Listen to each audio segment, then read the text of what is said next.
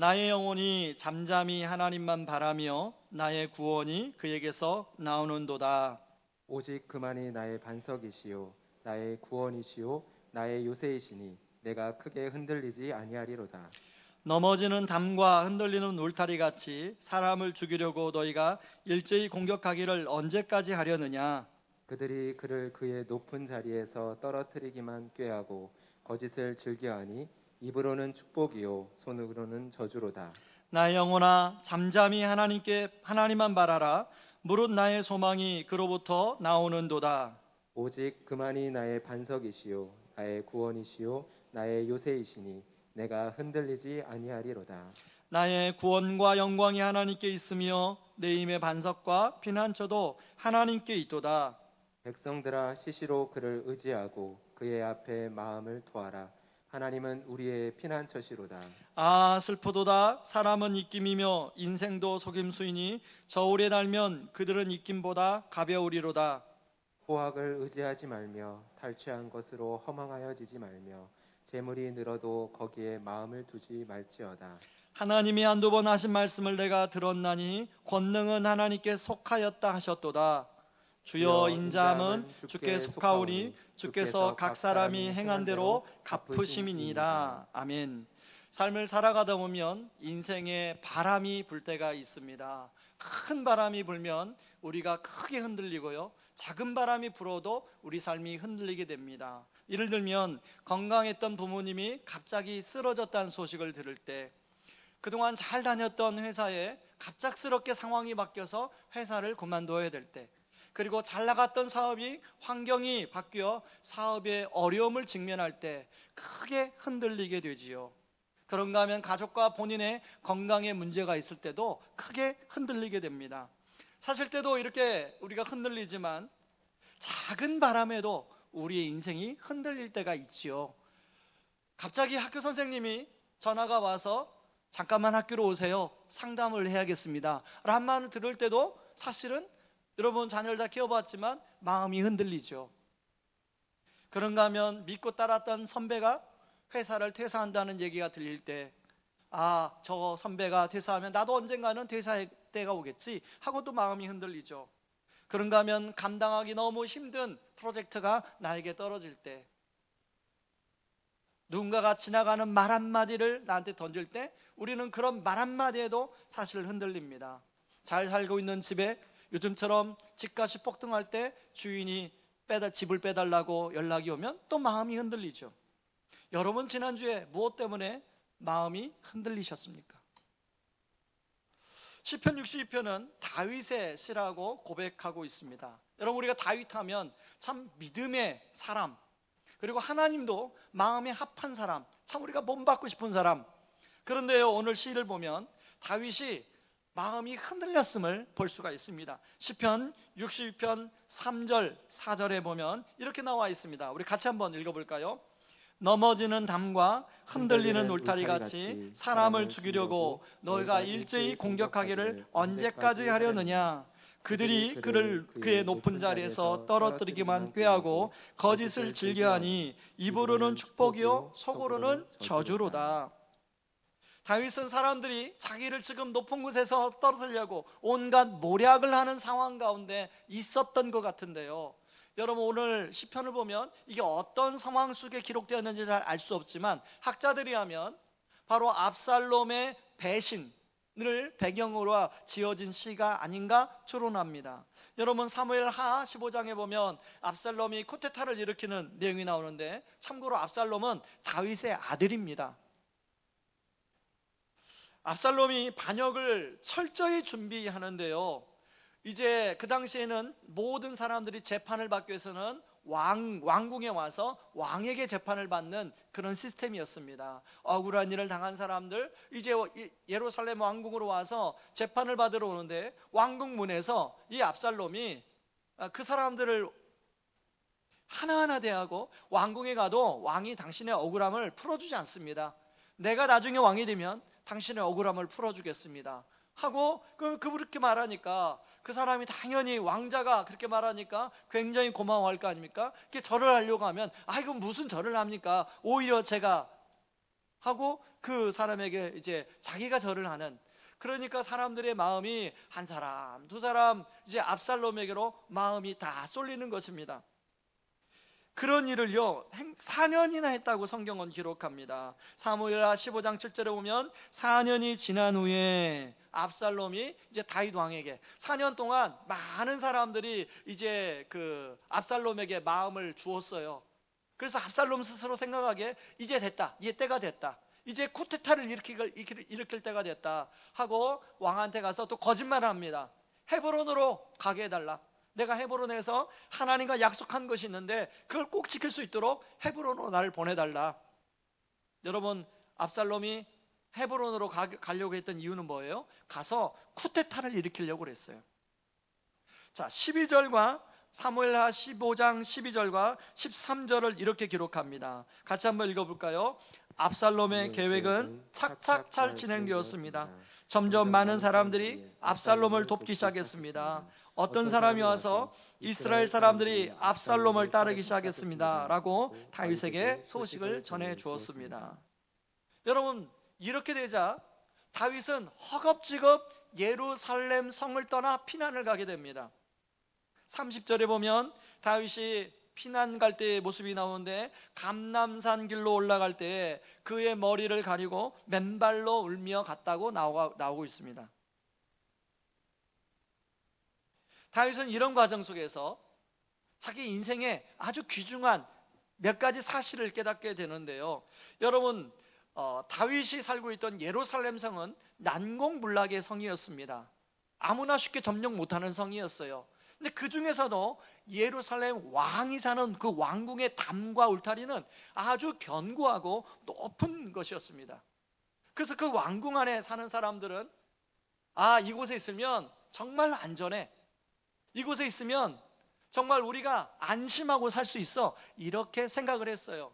그런데 막상 압살롬으로 반란군을 피해서 도망가는 상황 속에서 그 높은 담과 견고한 울타리가 아무 소용이 없다는 것을 다윗은 깨달았던 것 같아요. 그런가 하면 이게 보이는 담과 울타리라면요, 보여지지 않는 담과 울타리를 다윗은 가지고 있었는데 그게 세 가지입니다. 하나는 사람이고요, 또 하나는 재물이고, 또 하나는 권력이었습니다. 다윗에게는 참 많은 사람들이, 충성스러운 부하들이 있었죠. 지난주에도 살펴본 것처럼 다윗에게는 30명 이상의 충성스러운, 자기 목숨을 다해 바치는 충성스러운 군인들이 있었습니다. 그런데요, 그런 용사들이 있지만 막상 압살롬으로부터 이제 피해 도망가는 상황에서 그들이 자신의 울타리가 될 수 없었다는 것을 다윗은 고백하고 있습니다. 여러분, 9절에 보면 이렇게 나와요. 슬프도다, 사람은 입김이며 인생도 속임수이니 저울에 달면 그들은 입김보다 가볍다. 그런데 다윗만 그런 것이 아니라 사실 많은 사람들은 사람을 의지하며 살아갑니다. 내가 저 사람을 알고 저 사람과도 친밀하게 지내면 저 사람이 나의 울타리가 되어줄 수 있겠지. 어릴 때는 부모님을 울타리로 생각하고요, 나이가 들면 이제 부모님이 뉘우쳐하니까 나름대로 뭔가 관계망성에 있는 사람들이 자신의 울타리로 될 줄 알고 그렇게 살아갑니다. 그래서 한때는요, 인맥 만들기 열풍이 불었던 적이 있어요. 제가 대학 다닐 때 인맥 만들기, 서점에 가면 인맥 만드는 막 책들이 정말 많았어요. 인맥을 잘 만드는 비법, 인맥을 효과적으로 만드는 방법, 뭐 이런 책들이 너무 많았어요. 그런데요, 지금 다윗이 고백하는 게 뭐예요? 결정적인 순간에 그렇게 자기를 도와주고 안전하게 지켜주라고 생각했던 사람들이 자기를 지켜줄 수가 없다는 거예요. 그것뿐만 아니라 여러분, 지금 누가 지금 배신했습니까? 압살롬은 다윗의 아들이에요. 여러분, 압살롬을 다윗이 어떻게 생각했겠어요? 여러분, 4년 동안 압살롬을 믿었기 때문에 그러고 있는 압살롬을 그래도 봐준 거지, 만약에 안 믿었으면 그렇게 하도록 내버려 뒀겠어요? 아히도벨은 어떤 사람입니까? 아히도벨은 어릴 때부터 다윗과 함께 친구로 자랐던 사람이에요. 그리고 다윗의 모략가였던 사람이에요. 근데 그런 아히도벨마저 다윗을 배신해요. 그래서 인생도 속임수라고 다윗은 고백하는 거예요. 여러분, 다윗만 그렇습니까? 우리가 삶을 살아가면서 여러분, 정말로 결정적인 순간에 믿었던 사람에게 배신을 당하고 믿었던 사람에게 실망하는 일이 얼마나 많이 있나요? 그런가 하면 두 번째는 재물입니다. 10절에 보면 포악을 의지하지 말고 탈취한 것으로 허망하여지지 말며 재물이 늘어도 거기에 마음을 두지 말지어다라고 이야기하고 있습니다. 어떤 분들은 성경을 읽으면서 다윗 저는 그래도 많이 가져봤으니까 이런 말을 하지 라고 하는데요, 여러분, 다윗은 전쟁터에서 많은 전리품으로서 자기 재물이 늘어나는 기쁨을 알았어요. 그걸 누렸던 사람이에요. 그런데 그 수많은 창고에 있던 금은 보화가 지금 압살롬으로부터 쫓겨가고 있는 상황 속에서 아무런 도움이 안 돼요. 다윗은 이것을 깨닫고 재물이 늘어나는 것에 마음을 두지 말라고 말합니다.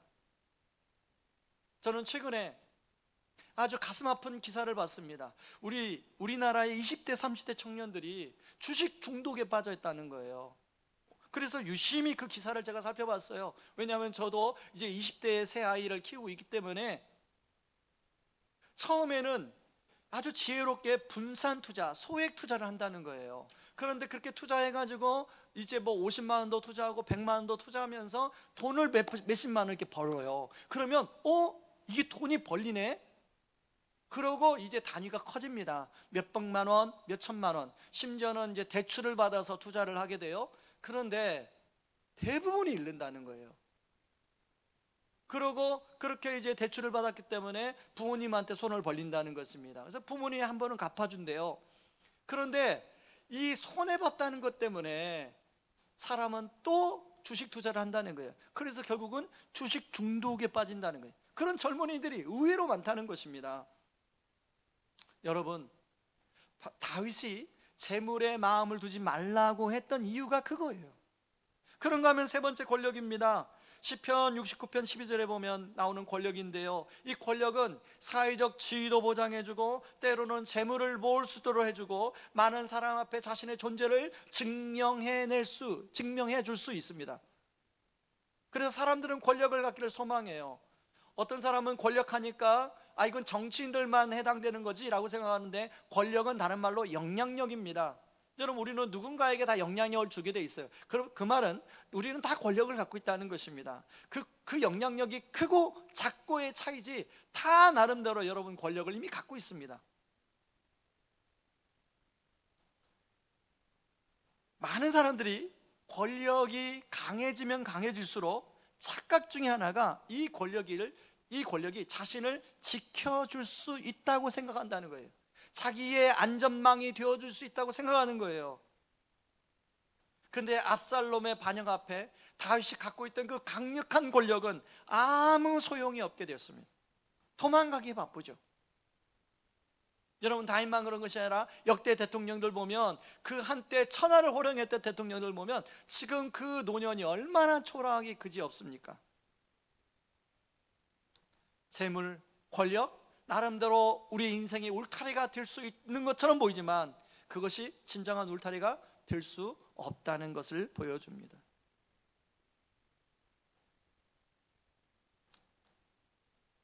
여러분, 그 울타리가 될 수 없을 뿐 아니라 사실 그것을 울타리로 삼으면 삼을수록 사실은 그것이 무너지고 그것이 넘어질 때 겪는 고통은 굉장히 심하다는 것입니다. 저는 최근에 신도시 개발로 인해서 여러 가지 사건 사고가 일어난 걸 보면서 참 마음이 아픕니다. 그분들의 나이를 이렇게 바라보니까 제 동년배예요. 저랑 함께 대학을 다녔고 저와 함께 때로는 데모를 했던 사람들일 거예요. 나라와 민족을 생각하면서 마치 그때 님을 위한 행진곡 이런 것도 같이 부르지 않았어요? 사과탄 맞으면서 도망 다니고 같이 했던 사람들일 거예요. 그리고 저와 비슷한 자녀들을 가지고 있을 거예요. 근데 그분들이 그런 일로 인해서 어려움을 당하는 걸 보니까 마음이 아파요. 남들 같지가 않아요. 남들 얘기 같지가 않아요. 여러분, 그분이 그 자리에서 그 좋은 정보를 받았을 때 얼마나 좋아했겠어요. 야, 이제 이거면 내 노후는 보장된다. 이거면 우리 자식들 결혼은 다 시킬 수 있다라고 얼마나 생각했겠어요. 근데 그것 때문에 지금 그 고생을 하고 있죠. 여러분, 다윗도 시편 55편에 보면 자신이 압살롬으로부터 반역을 당하고 너무너무나 괴로워하는 그런 마음의 표현들이 55편에 나오는데요, 놀라운 것은 오늘 본문에 보니까 그렇게 흔들리는 큰 바람이 몰아쳤는데 다윗은 흔들리지 않는다고 고백하고 있는 거예요. 여러분, 2절에도 보고 6절에도 보면 내가 흔들리지 아니하리로다, 내가 흔들리지 아니하리로다, 이렇게 고백하고 있더라는 것입니다. 그렇다면 다윗이 어떤 상황, 이런 상황에도 이렇게 흔들리지 않을 수 있었던 이유는 무엇일까요? 바로 그 이유는요, 11절과 12절에 나오는데 11절 12절을 제가 한번 읽어보겠습니다. 우리 같이 한번 읽어볼까요? 같이 읽습니다. 하나님이 한두 번 하신 말씀을 내가 들었나니 권능은 하나님께 속하였다 하셨도다. 주여 인자함은 주께 속하오니 주께서 각 사람이 행한 대로 갚으시니이다. 여러분, 다윗과 사울의 차이는 뭐냐면 바로 이렇게 큰 바람이 불었을 때 다윗은 하나님의 말씀을 들었다는 거예요. 그것도 한 번도 아니라 여러 번 하나님의 말씀이 들려졌다는 거예요. 거기서 뭘 깨닫냐면 두 가지를 깨닫으니, 첫째는요, 권능이 하나님께 속했다는 걸 깨달아요. 자, 여러분, 권력이 하나님께 속했다는 건 뭐예요? 권력을 주신 분은 하나님이시요 거두어 가시는 분도 하나님이시라는 거예요. 그리고 다시 주실 분도 하나님이라는 것을 다윗은 알았다는 거예요. 여러분, 그래서 그런지 사무엘하 15장에 보면 다윗이 아무런 저항 없이 예루살렘에서 빠져나와요. 도망가요. 제가 생각할 때는 아니, 다윗의 군대가 있었을 텐데 압살롬의 반군 세력과 한바탕 전쟁이라도 해야 되는 거 아니에요? 그리고 피난길에 시므이가 다윗을 저주하자, 이제 다윗의 부하들이 시므이를 죽이려고 하자 다윗이 뭐라고 합니까? 내버려둬라. 혹시 저자를 통하여 하나님이 나를 지금 저주할 수 있다. 여러분, 다윗은 나단 선지자가, 지난주에 살펴본 것처럼 나단 선지자가 와서 밧세바와 우리아에게 범죄하고 행한 대로 하나님이 갚으실 것입니다 라고 했던 말을 생각했던 것 같아요. 결국 하나님이 나에게 행한 대로 갚으시다니 올 것이 왔구나 하고 그걸 묵묵히 받아들이는 것 같아요. 그러나 이것이 하나님으로부터 주셨기 때문에 가져가시는 분도 아니지만 다시 돌려주실 분도 하나님이시라고 다윗은 생각했던 것 같습니다. 많은 사람들은 권력이 자기 손에서 빠져나갈 때 하는 행동을 보면 어떻게든지 그 권력이 손에서 빠져나가지 않으려고 몸부림을 칩니다. 그러나 다윗은 모든 상황이 다 주께 속했다는 것을 인정했기에 그것을 초연히 받아들이는 것을 볼 수가 있습니다. 여러분, 우리가 살다 보면 생각지 못했던 상황을 만나게 됩니다. 저는 오늘 아침에 새벽 5시에 발인 예배를 인도하고 왔습니다. 우리 교회 성도는 아니에요. 등록을 안 했기 때문에. 그러나 작년에 여름쯤 우리 교회 집사님의 조카인데 갑자기 결혼을 앞둔 조카가 위암에 걸려서 병원에 입원했다고, 목사님 가서 좀 기도를 하고 복음을 좀 전해 주십시오 부탁을 해서 제가 가서 복음을 전했던 자매입니다. 근데 그 자매가 작년에 암이 발견됐는데 갑작스럽게 암이 번져서 결국은 주님 품으로 부르심을 받았습니다. 장례가 이제 어제 오늘 걸치는 바람에 아침 일찍 그렇게 발인 예배를 드리고 왔는데요, 저는 그 어머니도 이 자매 때문에 예수님을 영접했습니다.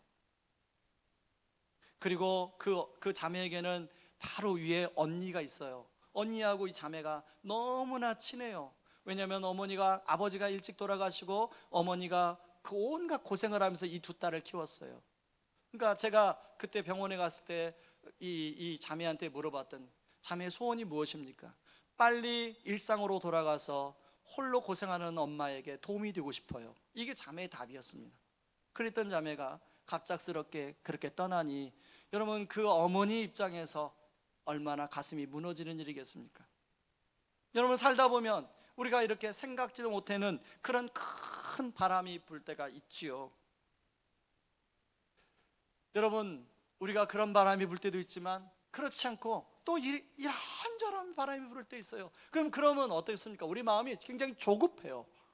그래서 뭔가 거기서 그 바람을 막 맞서서 내가 어떻게 해결해 보려고 막 애를 써요. 그런데 조급한 마음을 먹으면 먹을수록 그게 해결이 잘 안 돼요. 그때 우리가 기억할 게 뭐예요? 모든 것이 다 죽게 속겠다는 걸 기억해야 돼요. 이 상황, 이 모든 여건이 다 죽게 속겠다는 것을 우리가 기억해야 돼요. 그러면 조급함을 내려놓고 하나님께 모든 것을 내어 맡기고 마음의 평안으로 내가 할 수 있는 것, 현재 내가 할 수 있는 거에 집중하면 됩니다. 바로 다윗이 그랬습니다. 그런 상황 속에서 하나님께 다윗은 지금 기도했어요.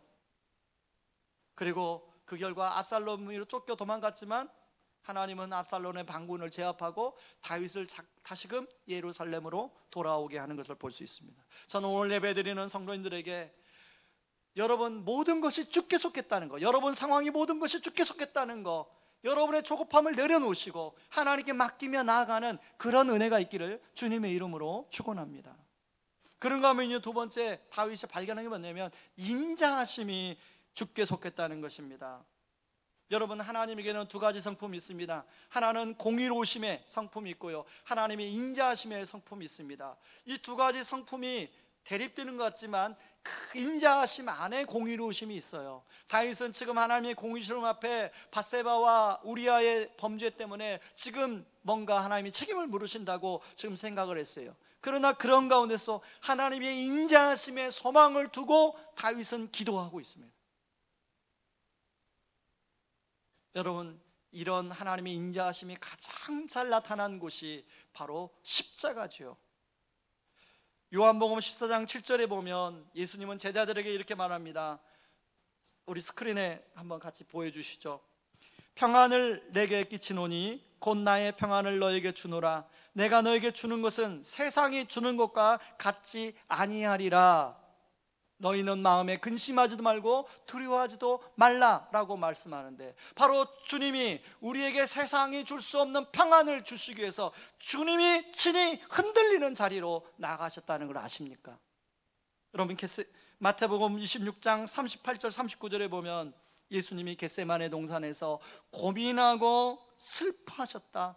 내 마음이 매우 고민하여 죽게 되었다 라고 예수님은 말씀하고 있습니다. 예수님은 굳이 흔들릴 필요가 없는 분이셨어요. 그러나 우리에게 세상이 줄 수 없는 참된 평안, 흔들리지 않는 평안을 주시기 위해서 예수님이 직접 흔들리는 자리로 나갔다는 거예요. 그런 인자하심을 베푸신 예수님을 우리가 생각할 때, 여러분 우리가 지금 고민하고 근심하고 우리 앞에 맞아 있는 어떤 바람 앞에 여러분 우리는 어떤 반응을 할 수 있을까요? 여러분 저는 그런 오늘 시편 62편과 같은 그런 고백을 우리가 할 수 있지 않을까요? 여러분 1절 2절은 시인이 이렇게 고백합니다. 나의 영혼아 잠잠히 하나님만 바라며 나의 구원이 그에게서 나오는도다. 오직 그만이 나의 반석이시오 나의 구원이시오 나의 요새이시니 내가 크게 흔들리지 아니하리로다. 여러분 5절 6절 7절은 우리 같이 한번 읽어볼까요? 같이 읽습니다.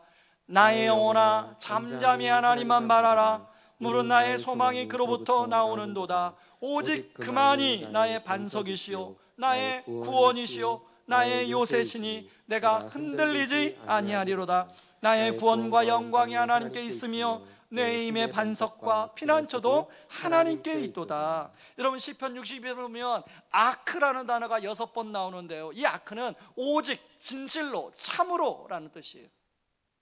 다시 말해서 오직 진실로 참으로, 하나님만이 우리의 진정한 울타리라는 것이죠. 하나님만 진정한 우리의 반석이라는 거죠. 하나님만이 진정한 우리의 피난처가 되어주신다는 것이죠.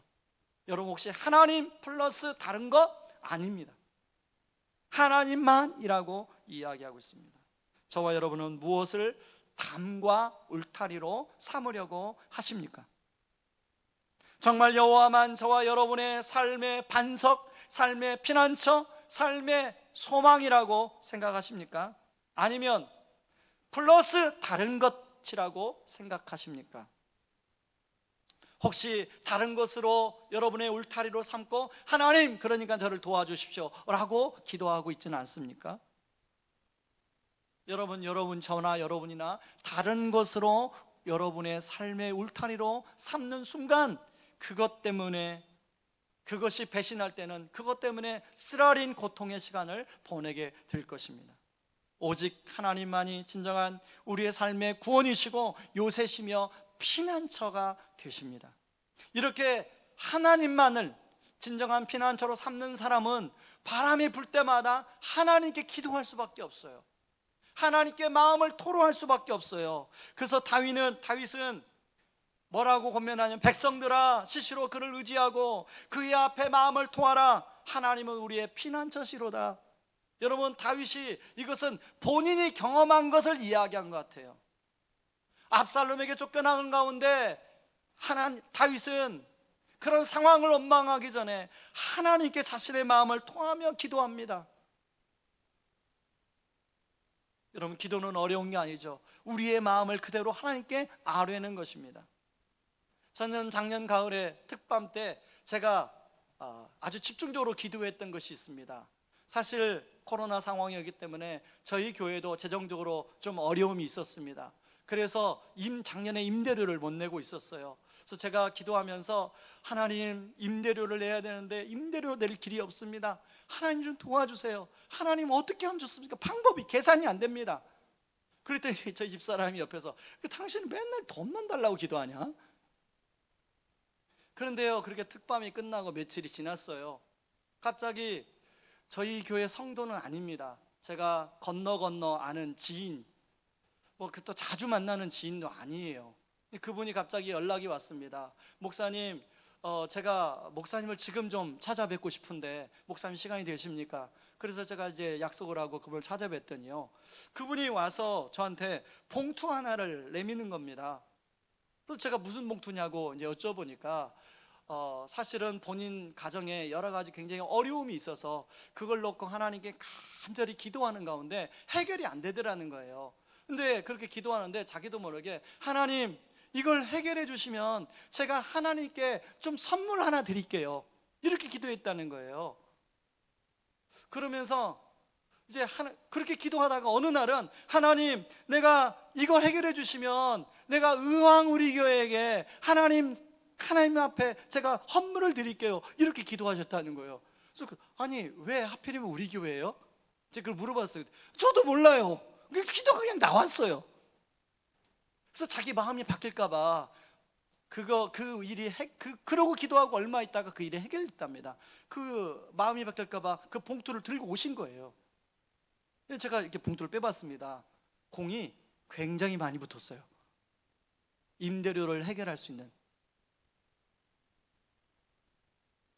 저는 왜 하나님이 그런 걸 경험하게 하셨을까? 모든 상황이 다 주께 속했습니다.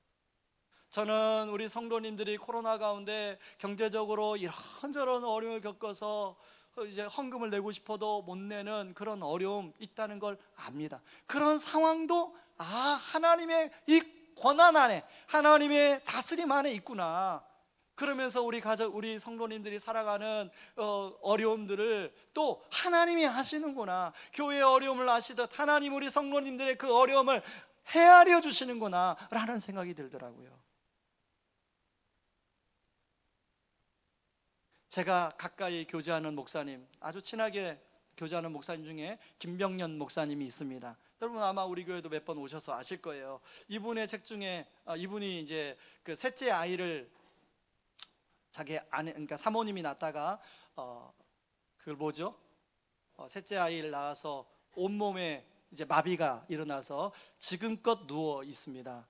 그런 어려움 속에서 책을 쓰셨는데요, 이렇게 그 책에 기록되어 있습니다. 인생에는 늘 비바람이 분다. 고통의 비바람은 나에게도 불고 자녀들에게도 분다. 다 큰 녀석에게도 불고 아직 어린 녀석들에게도 여지없이 불어온다. 그러나 언제 어떤 비바람이 불어도 내가 거듭났다는 사실, 내가 하나님의 자녀라는 사실, 예수님이 나의 구주와 주님이라는 사실, 이것을 부인할 수가 없다. 그 다음에 이렇게 나와요. 바람이 불어왔다. 그리고 그 바람 때문에 중심이 이동했다. 나에게서 하나님에게로, 우리에게서 그분께로 삶의 부는 바람으로 모든 인생이 흔들리기 마련이지만 결국 그분 안에 더 깊이 뿌리를 내린다. 저와 여러분의 인생에 바람이, 어떤 바람이 지난주에 부르셨습니까? 저는요, 건강검진해서 이제 괜찮은 줄 알았는데 저희 아버님이 위암으로 돌아가셔서 제가 위내시경을 정기적으로 합니다. 2년에 한 번씩은 하려고 하는데 갑자기 병원에서 조직검사를 하고 결과를 들으라고 여러 번 전화가 오는 거예요. 그래서 에이 뭐 별거 아니겠지 하고 갔는데 의사 선생님이 저에게 경고를 하셨습니다. 아직까지는 이상이 없지만 이대로 계속 추적 관찰을 잘 해야만이 됩니다. 위 관리 잘 하십시오. 그러면서 저한테 경고를 하셨는데 그런 말 들어도 마음이 흔들리더라고요. 여러분은 어떤 바람이 불어 여러분의 마음이 흔들리셨습니까? 그 바람 때문에 중심이 나에게서 하나님에게로, 우리에게서 그분께로 이동하셨습니까? 이런 은혜가 넘쳐나기를 주님의 이름으로 축원합니다. 이 시간에 같이 우리 찬양하고 기도하겠습니다. 내 영혼은 안전합니다. 함께 찬양합니다. 내 아버지 그 품 안에 있을 때 안전한 줄 믿습니다. 같이 찬양하며 나아가겠습니다. 내 아버지 그 품 안에서 내 영혼은 내 안전합니다. 영혼은 안전합니다. 주 손길로 주 손길로 내 삶을 나르시니 그 평강이 나를 덮습니다. 한 번 더 내 아버지 내 아버지 그 품 안에서 품 안에서 내 영혼은 안전합니다. 안전합니다. 주 손길로 주 손길로 내 삶을 나르시니 그 평강이 나를 덮습니다. 나 비록 넘어지며 흔들리지만 주 내 안에 거하며 나를 붙드시니 내 생각을 주께로 돌리고 주시는 평강의 옷을 입습니다. 주 약속 안에서 내 영혼 평안에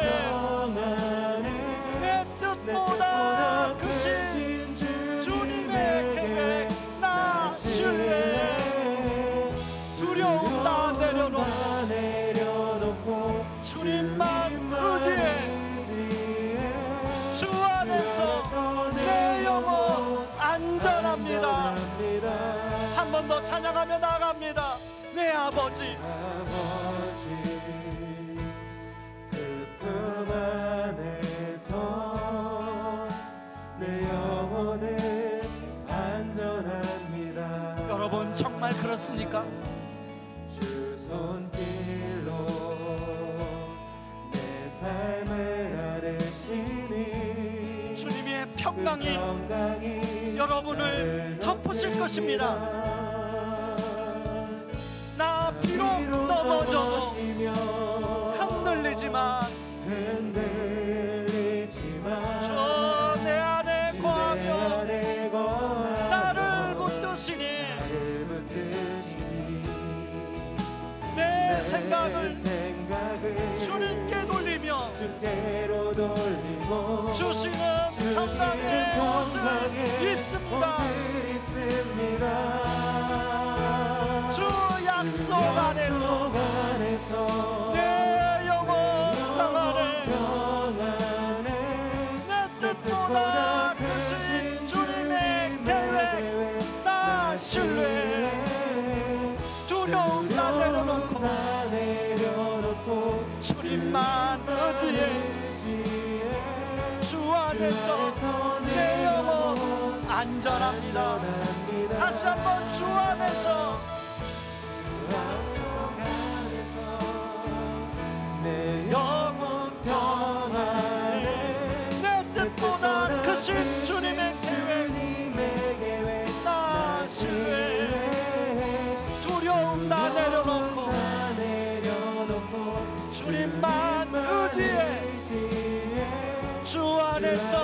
영혼 안전합니다. 주 안에서 내 영혼 안전합니다. 주 안에서 내 영혼 안전합니다. 지난주에 여러분 마음에 어떤 바람이 부셨습니까? 여러분은 그 바람 앞에 어떻게 반응하셨습니까? 여러분 무엇을 울타리로 삼으셨습니까? 사람, 재물, 권력이 주는 한계가 있다고 오늘 성경은 기록하고 있습니다. 오직 진정한 우리의 삶의 울타리는 하나님이라고 말씀하고 있습니다. 여러분 그 하나님께 수시로 우리의 마음을 토하며 살아가기로 말씀합니다. 이 시간에 여러분 지난주에 여러분이 흔들렸던 그 마음 하나님 앞에 털어놓으시기 바랍니다. 여러분 앞에 당면한 어떤 숙제들 하나님 앞에 털어놓으시기 바랍니다. 문제들, 기도 제목들 하나님께 풀어놓으시길 바랍니다. 같이 한번 기도하며 나갑니다. 기도하겠습니다. 고마우신 하나님 아버지, 하나님 우리 인생에 아버지 크고 작은 사람이 봅니다.